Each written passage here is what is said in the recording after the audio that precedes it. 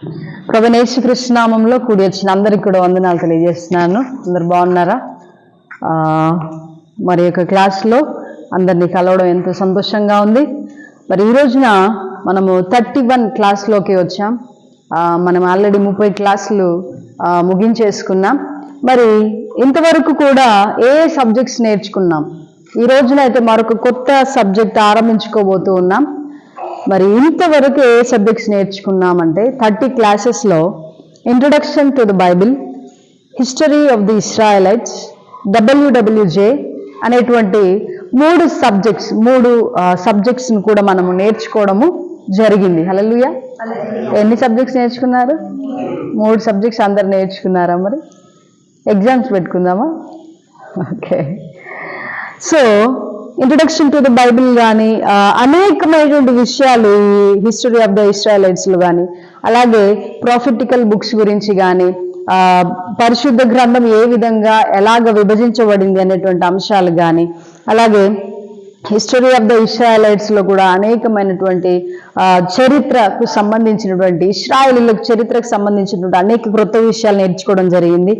అలాగే WWJ అనగా యేసుక్రీస్తు ప్రభుల వారి పరిచర్యను గూర్చి ఆయన తాను బ్రతికి ఉన్నటువంటి కాలంలో అనగా క్రీస్తు శకము 1 నుండి 33 సంవత్సరాల కాలంలో ఆయన చేసిన పరిచర్య, ఆయన జీవించినటువంటి ఆ జీవిత చరిత్ర అంతయు ఆల్మోస్ట్ అంటే మనము పూర్తిగా చెప్పలేకపోవచ్చు, కానీ మన ఈ WWJ అనేటువంటి సబ్జెక్ట్లో ఉన్నంత వరకు మనము కొద్దిగా నేర్చుకోగలిగాము. అలాగే మరి ఇక తర్వాత అనగా WWJ అనేటువంటి యేసుక్రీస్తు ప్రభుల వారి చరిత్ర తర్వాత మనం చూస్తాం. అనగా మత్తయి సువార్త, మార్కు సువార్త, లూకా సువార్త, యోహాను సువార్త తర్వాత మనం చూస్తాము ఏంటది? యాక్ట్స్ అంటే అపోస్తలుల కార్యములు, Acts of the Apostles. So అపోస్తలుల కార్యములను గూర్చి మనం ఈ రోజు నుండి నేర్చుకోబోతున్నాం. అసలు అపోస్తలుల కార్యములు అంటే ఏమిటి? అసలు ఎందుకని మనం నేర్చుకోవాలి? అసలు ఈ గ్రంథం యొక్క ప్రాముఖ్యత ఏమిటి? అసలు ఈ గ్రంథంలో ఏమి రాయబడి ఉంది అని అంటే, యేసుక్రీస్తు పునరుద్ధానుడై ఆరోహణుడైపోయిన తరువాత, పరలోకములకు ఎక్కి వెళ్ళిన తరువాత ఒక సంఘం ఎలాగా ఆరంభించబడింది, సువార్త ఏ విధంగా ప్రకటించబడింది, సంఘాలు ఏ విధంగా స్థాపించబడ్డాయి, అనేకమైనటువంటి ప్రాంతాల్లోకి ఎలాగా సేవ లేదా సువార్త లేదా యేసుక్రీస్తుని గూర్చినటువంటి వార్త అనేకులకు ఎలాగ చేరింది, సంఘముల యొక్క బీజము, సంఘములకు పునాది ఎలాగ పడింది అనేటువంటి అద్భుతమైన విషయమును, అనేకమైనటువంటి విషయంలో మనం ఈ అపోస్తలుల కార్య గ్రంథంలో మనము చూస్తాం. కాబట్టి ప్రతి ఒక్కొక్క క్రైస్తవుడు ఈ అపోస్తలుల కార్యములను చదివి తీరాల్సిందే, నేర్చుకొని తీరాల్సిందే. ఎందుకంటే ఎంతో ప్రాముఖ్యమైనటువంటి గ్రంథం ఇది, ఎంతో ప్రాముఖ్యమైన గ్రంథం. యేసుక్రీస్తు ప్రభువు తరువాత మరి ఆయన శిష్యులు చేసినటువంటి పరిచర్య, ఆనాడు ఎంత విరివిగా స్వార్థ ప్రకటించబడింది, లేదా ఆనాటి క్రైస్తవులకి ఎలాంటి కష్టాలు వచ్చాయి, ఆనాటి సంఘ పరిస్థితులు ఏంటి, అసలు సంఘం ఎలాగ స్థాపించబడింది, పరిశుద్ధాత్మ దేవుడి యొక్క కార్యములు ఏంటి అనేటువంటి అనేకమైన విషయాలు అపోస్తలుల కార్యము గ్రంథంలో మరి లూకా గారు, వైద్యుడైన లూకా గారు ఎంతో చక్కగా రాసినట్లుగా మనము చూస్తూ ఉన్నాం. సో మనం గమనించినట్లయితే introduction to the book of Acts. Okay, ఈరోజు క్లాస్లో మనము ఇంట్రొడక్షన్ నేర్చుకోబోతూ ఉన్నాం. దేనికి ఇంట్రొడక్షన్ నేర్చుకోబోతున్నాం? ద బుక్ ఆఫ్ యాక్ట్స్ కి మనం ఇంట్రొడక్షన్ నేర్చుకోబోతున్నాం. అంటే అపోస్తలుల కార్యముల గ్రంథమునకు ఈరోజు ఏం నేర్చుకోబోతున్నాం? ఉపోద్ఘాతం నేర్చుకోబోతున్నాం, ఇంట్రొడక్షన్ నేర్చుకోబోతున్నాం, పరిచయం నేర్చుకోబోతున్నాం. సో ఈరోజు చూద్దాం ఒకసారి. ఎంతో ప్రాధాన్యత కలిగిన గ్రంథం, ఎందుకంటే దీనిలో ఉన్నటువంటి చారిత్రాత్మకమైన అంశములు, పెంతెకోస్తు అనుభవము, మిషనరీ ప్రయాణములు, క్రైస్తవులపై చెలరేగిన హింస, సంఘ ఆవిర్భావము మొదలైన అనేకమైన విషయాలు ఈ గ్రంథం యొక్క ప్రాధాన్యతను చాటేటువంటి విషయాలు. దీనినే పరిశుద్ధాత్మ కార్యముల గ్రంథము కూడా అని పిలుస్తారు. ఏమని పిలుస్తారు?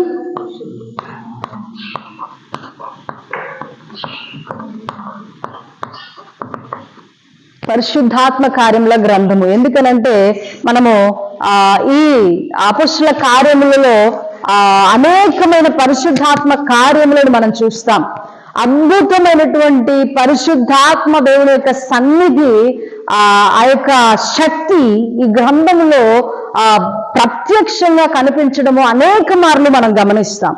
పరిశుద్ధాత్మ దేవుని యొక్క ఎలాగైతే భూమి మీదకి దిగి వచ్చాడో, తన శిష్యులపైకి దిగి వచ్చాడో, అలాగే ఆ పరిశుద్ధాత్మ దేవుని యొక్క అనేకమైన అద్భుత కార్యాలు మనం చూస్తాం. ఏ విధంగా అన్య భాషలు శిష్యులు మాట్లాడతారో, అలాగే స్వస్థత కార్యాలు ఎలాగైతే జరుగుతాయో, ఇవన్నీ అనేకమైన పరిశుద్ధాత్మ కార్యములు ఈ గ్రంథములో మనము చూస్తాము గనక ఈ గ్రంథమును అపోస్తలుల కార్యములని మాత్రమే గాక పరిశుద్ధాత్మ కార్యముల గ్రంథం అని కూడా పిలవడము జరుగుతుంది.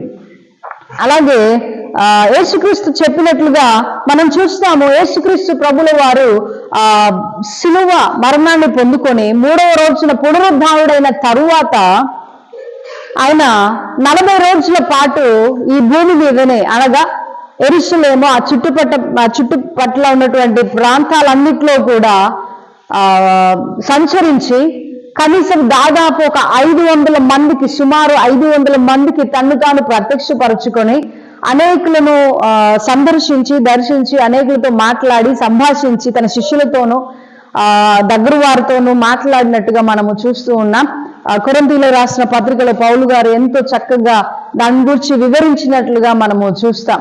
అలాగే యేసుక్రీస్తు ప్రభుల వారు తాను ఆరోహణమయ్యే సమయంలో తన శిష్యులతో ఏమని చెప్తాడంటే, పరిశుద్ధాత్మ మీ మీదికి దిగి వచ్చేంత వరకు మీరు వేచి ఉండమని, యెరూషలేములో ఉండమని చెప్పేసి తన శిష్యులతో చెప్పినట్లుగా మనం చూస్తాం. అపోస్తలుల కార్యం గ్రంథం 1వ అధ్యాయము 8వ వచనంలో ఈ మాట రాయబడి ఉంటుంది.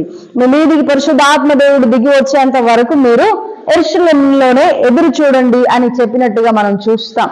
అలాగా వారు దేవుని ఆత్మ నింపుదల కొరకు యెరూషలేములోనే ఎదురు చూస్తూ 50 రోజుల పాటు అక్కడ వారు మేడగడ్డలోనే ప్రార్థన చేస్తున్నట్టుగా చూస్తున్నాం. అక్కడ సుమారు 120 మంది ప్రజలు అక్కడ చేరి కూడి ప్రార్థన చేస్తున్నట్టుగా మనం చూస్తాం. ఆ సమయంలోనే పరిశుద్ధాత్మ దేవుడు వారి మధ్యలోకి దిగి రావడము, అద్భుతమైన కార్యాలు మనం చూస్తాం.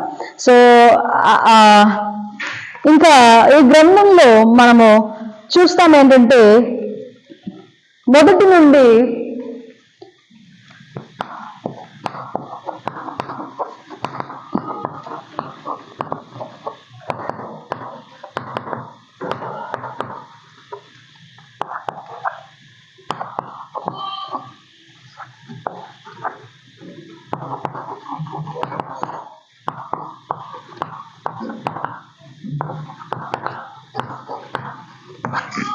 మనం చూస్తాము అపోస్తలుల కార్యముల గ్రంథంలో 1 నుండి 12 అధ్యాయములేమో పేతురు యొక్క పరిచర్యను మనం చూస్తాం. పేతురు, అపోస్తలుడైనటువంటి పేతురు గారు చేసినటువంటి పరిచర్యను గురించి మనం చూస్తాం. అపోస్తలుడైన పేతురు చేసిన వాక్య పరిచర్య గురించి కానీ, ఆయన చేసిన అద్భుతముల గురించి కానీ, ఆయన ఏ ప్రాంతాలకు వెళ్ళి స్వార్థ ప్రకటించాడనేటువంటి విషయాన్ని మనము 1 నుండి 12 అధ్యాయాల్లో అపోస్తలుల కార్యముల గ్రంథంలో మనము గమనిస్తాం.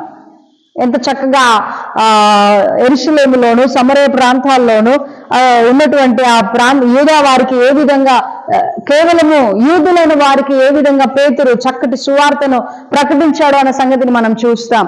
దీనిని ఏమంటారంటే మొదటి యెరూషలేము దండయాత్ర అని అంటాం. ఓకే, దీన్ని ఏమంటారు? పేతురు గారు చేసినటువంటి పరిచర్యను ఏమంటాం? మొదటిది దండయాత్ర ఏమిటది? యెరూషలేము దండయాత్ర.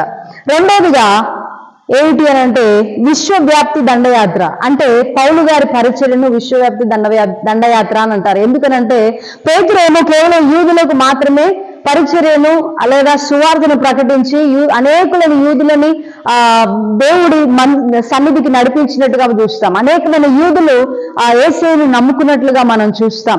ఒక్కోసారి కనీసం సుమారు 5,000 మించినటువంటి సంఖ్య ఒకే ఒక ప్రసంగంతో, 3,000 మించిన ఆ సంఖ్య ఒకే ఒక ప్రసంగంతో సంఘంలో చేర్చబడినట్లుగా మనం చూస్తాం. అలాగా పేతురు గారేమో కేవలం యూదులకు మాత్రమే సువార్తను ప్రకటించి అనేకులను యూదులను యేసు దగ్గరికి నడిపించాడు.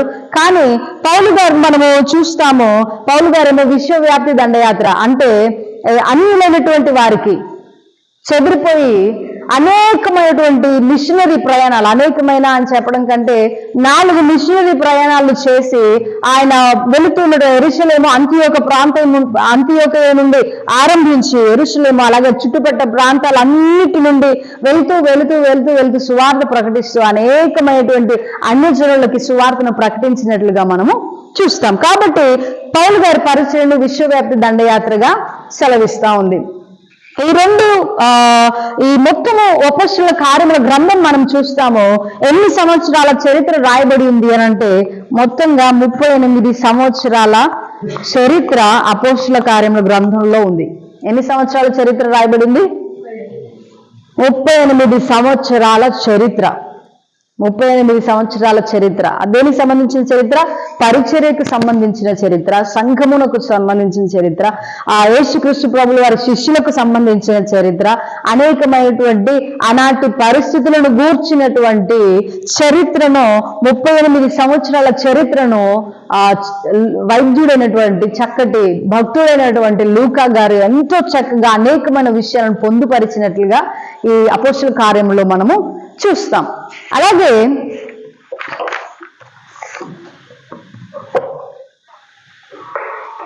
ఈ గ్రంథంలో మరి ఇంకా మనం ఏమి చూస్తామన్నారంటే ఇక్కడ గ్రంథంలో హతసాక్షుల గురించి, మొదటి పరిచారకుల గురించి, మొదటి హతసాక్షుల గురించి కూడా మనము చూస్తాం. అవునా అండి? మొదటి హతసాక్షులు, మొదటి పరిచారకులు ఎవరు? మొదటి పరిచారకులు ఎవరైనా తెలుసా? ఎవరికైనా తెలుసా? ఎవరు వారు? మొదటి పరిచారకులు. పరిచర్య అంటే శిష్యులు, అపోస్తలులైన వారు 7 పరిచారకులను ఎన్నుకున్నట్టుగా మనం చూస్తాం కదా. మొదటిగా ఏర్పాటు చేయబడిన పరిచారకుల గురించి, అలాగే మొదటిగా హతసాక్షులైనటువంటి వ్యక్తుల గురించి ఈ గ్రంథంలో మనము చూస్తాం కదండి. సో ఈ విధంగా అపోస్తలుల కార్యముల గ్రంథము ఎంతో ప్రాముఖ్యమైన గ్రంథముగా ప్రతి ఒక్కొక్క విశ్వాసి, ప్రతి ఒక్కొక్క క్రైస్తవుడికి ఎంతో అవసరమైన గ్రంథముగా మనం ఈ గ్రంథమును భావించవచ్చు. ఈ గ్రంథం యొక్క గ్రంథకర్త ఎవరు? ఎవరు ఈ గ్రంథమును రాశారు? ఎవరికైనా తెలుసా? ఎవరు రాశారు? లూకా రాశారు. సరే గట్టిగా చెప్పలు కొడదామా అన్నయ్యకి? ఓకే, గ్రంథకర్త ఎవరు? లూకా. ఈ గ్రంథకర్త ఎవరు? లూకా. అలాగే మరొక గ్రంథములు కూడా ఈ లూకా రాశారు. ఏమిటది? లూకా సువార్త. ఓకే, ఏమేమి రాశారు లూకా గారు? 2 గ్రంథాలను రాశారు, 2 పుస్తకాలు రాశారు. అవి లూక్ ద గాస్పల్, అలాగే యాక్ట్స్ ఆఫ్ ది అపోస్టల్స్.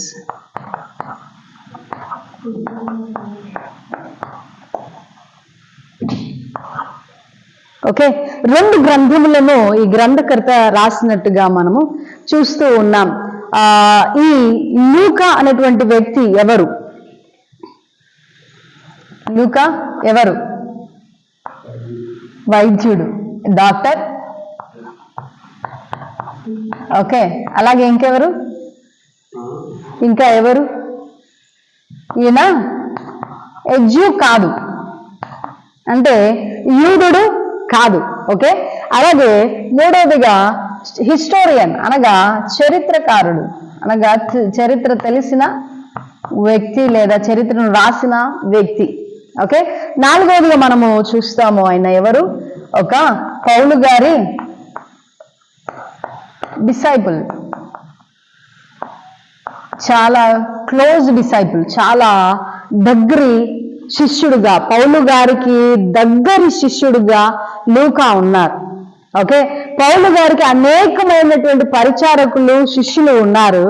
అందులో ప్రాముఖ్యతను సంతరించుకున్న వారిలో ఒకరు ఎవరైనా ఉన్నారు అని అంటే అది లూకా గారు. అలాగే తిమోతి గారు కూడా. తిమోతి గారి గురించి రాయబడిన ప్రియమైన కుమారుడుగా తిమోతిని భావించాడు పౌలు గారు. కానీ లూకా మాత్రము ఎప్పుడు కూడా స్క్రైబ్ అంటే రాసినటువంటి వ్యక్తి. అనేకమైన పత్రికలు, పౌలు గారు రాసినటువంటి పత్రికలను ఎవరు రాశారు?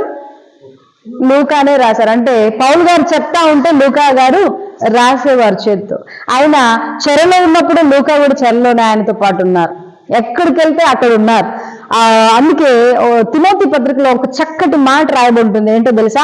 అందరూ నన్ను విడిచిపోయిరి, కానీ ఎవరున్నారు తెలుసా? అందరూ విడిచిపోయినా లూకా మాత్రమే ఈయనతో ఉన్నాడు. హల్లెలూయా. అందరూ విడిచిపోయినా కూడా లూకా మాత్రమే ఉండి ఆయన చెప్పిందల్లా రాస్తూ ఆయనకి ఎంతో సహాయంగా ఉన్నట్టుగా మనం చూస్తాం. కాబట్టి లూకా గారు ఎంతో పౌలు గారి దగ్గరి ప్రియమైన శిష్యుడిగా మనం ఎంచవచ్చు, ఒక రైటర్గా మనము చెప్పుకోవచ్చు. సో ఈ లూకా గారు ఒక వైద్యుడు, అలాగే ఒక అన్యుడు, అలా అంటే ఒక యూదుడు కాని వ్యక్తి. ఇంకొక గొప్ప విషయం చెప్పాలి అంటే, పరిశుద్ధ గ్రంథములోని రచయితలు అందరిలో ఒక లూకా మాత్రమే అన్యుడై ఉన్నాడు.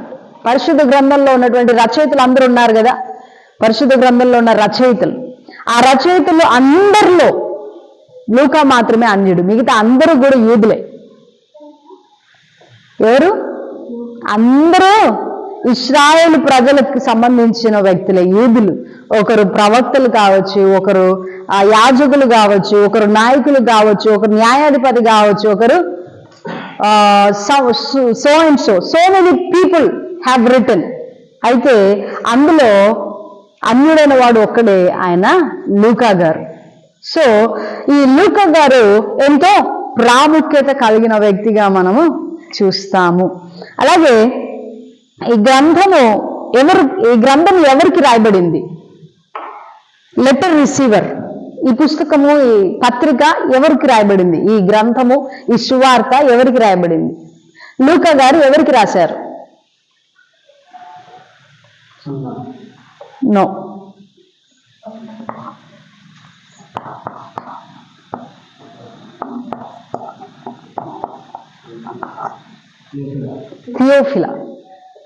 థెయోఫిలా అని రాయబడింది. ఓ థెయోఫిలా అనేటువంటి మాట లూకా సువార్త ఆరంభంలోను, అలాగే అపోస్తుల కార్యం ఆరంభంలోను మొదటి అధ్యాయం మొదటి వచనంలో ఓ థెయోఫిలా అనేటువంటి మాటతో ఆరంభమైనట్టుగా మనము చూస్తూ ఉన్నాం. థెయోఫిలా అనే మాటకు అర్థం ఏమిటి? ఘనత వహించిన థెయోఫిలా అని రాయబడి ఉంటుంది. థెయోఫిలా మాటకు అర్థం ఏమిటి?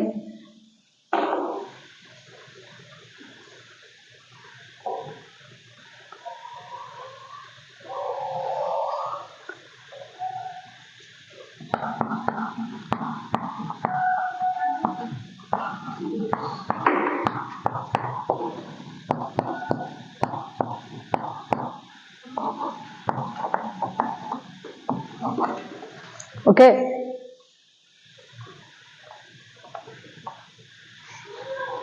థియోస్ అనగా దేవుడు, ఫిలియోస్ అనగా ప్రేమించువాడు, అనగా దేవుణ్ణి ప్రేమించువానికి అనే మాట అర్థం. థియోఫిలా అంటే ఏమిటి? దేవుని ప్రేమించేవాడికి. ఈ గ్రంథం ఎవరు రాయబడింది? దేవుని ప్రేమించేటువంటి వాడికి. ఓకే, అంటే బహుశా కొన్ని ఊహాగానాలు, కొంతమంది పండితుల అభిప్రాయం ప్రకారం ఏమిటనంటే, ఈ థెయోఫిలా అనేది ఒక వ్యక్తి పేరు కాకపోయి ఉండవచ్చు, కానీ క్రైస్తవులుగా గుర్తింపు పొందడము లేదా పిలువబడము ఆనాటి కాలంలో పరిస్థితుల్లో అపాయకరమై ఉన్నందున బహుశా సంఘమును ఉద్దేశించి థెయోఫిలా అనేటువంటి పేరుతో రాసి ఉండవచ్చు. అనగా దేవుని ప్రేమించే వారికి ఈ పత్రిక లేదా పుస్తకం రాసి ఉండవచ్చు అనే ఒక భావం, కొన్ని అభిప్రాయాలు. లేదా బహుశా నిజముగా థియోఫిలా అనేటువంటి వ్యక్తి ఒక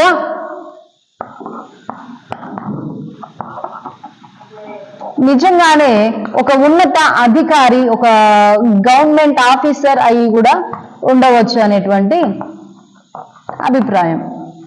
ఓకే, ఒక నిజముగానే ఒక ఉన్నత అధికారి అయి ఉండవచ్చు, ప్రభుత్వంలో ఉన్నటువంటి ఒక ఉన్నత అధికారి, లేదా ఒక మంచి హోదాలో ఉన్నటువంటి వ్యక్తి, లేదా ఘనత వహించిన వ్యక్తి, లేదా ఒక గొప్ప వ్యక్తి, లేదా ఒక ధనిక వర్గమునకు సంబంధించిన వ్యక్తి అయి ఉండవచ్చు, లేదా ఎవరికి తెలియకుండా దేవుణ్ణి వెంబడించాలనుకున్నటువంటి ఒక సంపన్నుడికి అయి ఉండవచ్చు, లేదా ప్రభుత్వంలో ఉన్నటువంటి వారు అయి ఉండవచ్చు, రోమా ప్రభుత్వంలో ఉన్నవారు కావచ్చు, లేదా ఈ విధంగా రకరకాలైనటువంటి అభిప్రాయాలు ఉన్నాయి.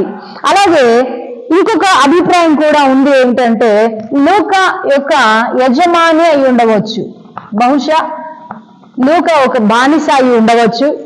అది ఎవరి దగ్గర? థియోఫిలా అనేటువంటి ఒక యజమాని దగ్గర ఒక బానిసగా లూకా ఉండి ఉండవచ్చు. ఆ బానిసత్వం అయిపోయిన తర్వాత, లేదా ఆ బానిసగా లూకా ఉన్న సమయంలో థియోఫిలా అనేటువంటి తన యజమానుడికి అస్వస్థతగా ఉన్నప్పుడు ప్రార్థించినప్పుడు బహుశా ఆయన విడిపించబడి స్వస్థత పొందుకున్నందువలన, ఆయన కూడా రక్షణ పొందుకోవడం వలన ఇక తరువాత కాలంలో బహుశా ఆ వ్యక్తికి సువార్తను అలాగే చరిత్రను గురించి, అపోస్తలుల కాలం గురించి వివరిస్తూ ఆయన లూకా గారు రాసి ఉండవచ్చు అనేటువంటి కొన్ని విభిన్నమైనటువంటి దృక్పథాలు, విభిన్నమైనటువంటి అభిప్రాయాలు ప్రజలలో, పండితుల్లో ఉన్నట్టుగా మనము చూస్తున్నాం. నేనైతే అనుకుంటున్నాను బహుశా ఈ పత్రికలు లేదా ఈ సువార్త అలాగే ఈ అపోస్తలుల కార్యములు అనేటువంటి చరిత్ర గ్రంథము బహుశా అందరి కొరకు, దేవుణ్ణి ప్రేమించేటువంటి బిడ్డల కొరకు రాయబడి ఉండవచ్చు, సంఘమునకు రాయబడి ఉండవచ్చు అనేది నా యొక్క సొంత వ్యక్తిగతమైనటువంటి అభిప్రాయము. సో అలాగే మనము చూస్తాం అసలు ఈ గ్రంథం రాయబడ్డానికి లేదా ఈ గ్రంథము లూకా గారు రాయడానికి ఉన్నటువంటి ప్రాముఖ్యమైనటువంటి ఉద్దేశం ఏమిటి? ఉద్దేశాన్ని గురించి తెలుసుకొని మరలా వచ్చే క్లాసులో మనము కలుసుకుందాం. ఇంట్రడక్షన్ అయిపోతుంది. సో అసలు ఎందుకు రాయాల్సి వచ్చింది గ్రంథం? ఎందుకని లూకా గారు రాశారు? What is the reason behind writing this book of acts? ఎందుకని ఈ పుస్తకాన్ని రాయాల్సి వచ్చింది? బహుశా రోమా ప్రభుత్వానికి అలాగే అధికారులకు క్రైస్తవుల పట్ల ఉన్నటువంటి చెడు అభిప్రాయం పోగొట్టి క్రైస్తవుల పట్ల ఒక మంచి అభిప్రాయాన్ని కలిగించడం కొరకు లూకా గారు రాసి ఉండవచ్చు అనేటువంటి ఒక అభిప్రాయం. ఆనాటి కాలంలో మనందరికీ తెలుసు, క్రైస్తవులు అంటే మంచి అభిప్రాయం లేదు. ఎక్కడ దొరికితే అక్కడ చంపివేసేటువంటి పరిస్థితి. వారిని చాలా ఇబ్బంది పెట్టారు. వారికి కనీసం సరుకులు, రేషన్ కాదు కదా తినడానికి, ఒక బ్రెడ్ ముక్క కూడా దొరకలేదురా కీర్తన. సో వారు చాలా ఇబ్బంది పడిపోయారు. సో అంత ఇబ్బంది పడిపోయారు కాబట్టి ఆ పరిస్థితులను గురించి వివరిస్తూ, ఇదిగో క్రైస్తవులు అంటే మంచివారయ్యా, యేసయ్య గురించి చెబుతూ, ఆయన శిష్యుల గురించి చెప్తూ, వీళ్ళు మంచి వాళ్ళు అని చెప్తూ ప్రభుత్వానికి అలాగే అధికారులకు క్రైస్తవుల పట్ల మంచి అభిప్రాయము, సదాభిప్రాయం కలగజేయటం కోసము ఈ అపోస్తలుల కార్యం గ్రంథమును లూకా గారు రాసి ఉండవచ్చు. ఓకే, అలాగే మరొక అభిప్రాయం ఏంటంటే పౌలు గారు రోమా అధికారులను కలుసుకోబోతూ ఉన్నాడు కాబట్టి వారిలో పౌలు పట్ల సానుకూల వైఖరిని కలిగించాలనే ఉద్దేశం కావచ్చు. లూకా గారికి ఏం అభిప్రాయం ఉంది? పౌలు గారు రోమా అధికారులను కలుసుకోబోతున్నాడు కదా, తన చివరి రోజులలో 4వ మిషనరీ ప్రయాణంలో రోమా పట్టణానికి పౌలు వెళ్ళబోతూ ఉన్నాడు. కాబట్టి ఆ రోమా పట్టణంలో ఉన్న అధికారులకి బహుశా వారికి పౌలు గారి మీద ఒక మంచి అభిప్రాయం కలిగించడం కోసము ఈ చరిత్రను వారికి చెబుతూ ఒక లేఖలాగా, ఒక పుస్తకం లాగా వారికి పౌలు గారి పట్ల మంచి అభిప్రాయం కలిగించడం కోసం రాసి ఉండవచ్చు అనే ఒక అభిప్రాయము. ఓకే, మరొక అభిప్రాయం ఏమని ఉంది అని అంటే, క్రైస్తవుల పట్ల తీవ్రమైన వ్యతిరేకత ఉన్న పరిస్థితుల్లో ఇది కేవలం ఒక జాతి వారికి లేదా యూదులకు మాత్రమే సంబంధించినటువంటి విషయము కాదు, ఇది అందరికీ సంబంధించిన విషయము, సువార్త అందరికీ అందించబడాలి అనేటువంటి ఒక మంచి అభిప్రాయము కలిగిన వాడై ఆ అభిప్రాయాన్ని ప్రజలకు తెలియజేయడం కోసమే ఈ గ్రంథాలను లూకా సువార్తను అపోస్తలుల కార్యం రాసి ఉండవచ్చు అనే అభిప్రాయం. సో ఈ విధంగా మనము లూకా గారి ఒక అభిప్రాయాలు మనకు తెలియదు, కానీ బహుశా ఆయన ఎన్నో విషయాలు ఆలోచన చేసి గ్రంథాలు రాసి ఉంటారు, ఎన్నో గొప్ప విషయాలు. ఎందుకయ్యా అంటే వెంటనే చూడండి, సువార్తలు అయిపోయిన తర్వాత అపోస్తలుల కార్యం లేకుండా రోమా పత్రిక నుండి మీరు చదవడం మొదలు పెట్టండి, మీకు ఒక్క ముక్క కూడా మీకు అర్థం కాదు. అపోస్తలుల కార్యము లేకుండా క్రొత్త నిబంధనలు మీరు చదవడానికి ప్రయత్నం చేయండి. అక్కడ ఉన్నటువంటి పత్రికలను కానీ, పౌలు గారు రాసిన పత్రికలు కానీ, పేతురు గారు రాసిన పత్రికలు కానీ, లేదా సాధారణ పత్రికలు అనగా యాకోబు రాసిన పత్రికలు, హెబ్రీ పత్రిక, వివిధ రకాలైనటువంటి ఆ పత్రికలు ఏవైతే ఉన్నాయో ఆ పత్రికలన్నీ కూడా మీరు చదవడానికి ప్రయత్నించండి. అపోస్తలుల కార్యము అనేటువంటి గ్రంథం లేకుండా ఈ పత్రికలను అర్థం చేసుకోవడం అనేది చాలా కష్టం. అంటే ద లింక్ బిట్వీన్ యేసుక్రీస్తుకి అలాగే ఆయన శిష్యులకి సంఘం యొక్క ఆవిర్భావము, అలాగే ఆ లింక్ అంతా కూడా కనెక్షన్ అంతా కలపడానికి కొత్త నిబంధనకి యేసయ్యకి అలాగే మిగతా ఉన్నటువంటి ఆ పత్రికలన్నిటికీ మధ్య ఒక వారధి లాంటిది, ఒక కనెక్షన్ లాంటిది ఈ అపోస్తుల కార్యముల గ్రంథం. కనుక ఈ అపోస్తుల కార్యం గ్రంథం చదివితేనే మనకు ఆనాడు కాలంలో జరిగినటువంటి చరిత్ర ఏమిటి అనేది మనకు తెలుస్తుంది. ప్రాముఖ్యమైనటువంటి గ్రంథము కనుక ఈ గ్రంథమును మనం తెలుసుకోవడము లేదా నేర్చుకోవడం ఎంతో చక్కటి విషయం. కాబట్టి ఈ రోజు నుండి మనము ఆయా క్లాసుల ప్రకారంగా మనము కొంతగా నేర్చుకుంటూ వెళ్దాం. మరి ఈ క్లాసులో అయితే మనం ఇంట్రొడక్షన్ మాత్రమే, పరిచయం, కేవలం ఈ గ్రంథ పరిచయము, గ్రంథకర్త ఎవరు, ఎవరికి లేఖ రాయబడింది అనేటువంటి కొన్ని ప్రాముఖ్యమైన విషయాలను మాత్రమే ఈ క్లాసులో నేర్చుకోగలిగాం. వచ్చే క్లాసులో మొదటి అధ్యాయం నుండి మనము ఆరంభించుకుందాం. చక్కగా అనేకమైన కొత్త విషయాలు నేర్చుకోవడానికి ప్రయత్నం చేద్దాం. దేవుడు మనల్ని దీవించును గాక. చిన్న ప్రార్థన చేసుకుందాం. మహాగొప్ప దేవుడు యేసయ్యా తండ్రి, నీకు వందనాలు, స్తోత్రాలు ప్రభువా. కృపగలిగిన వాడానికి స్తోత్రం.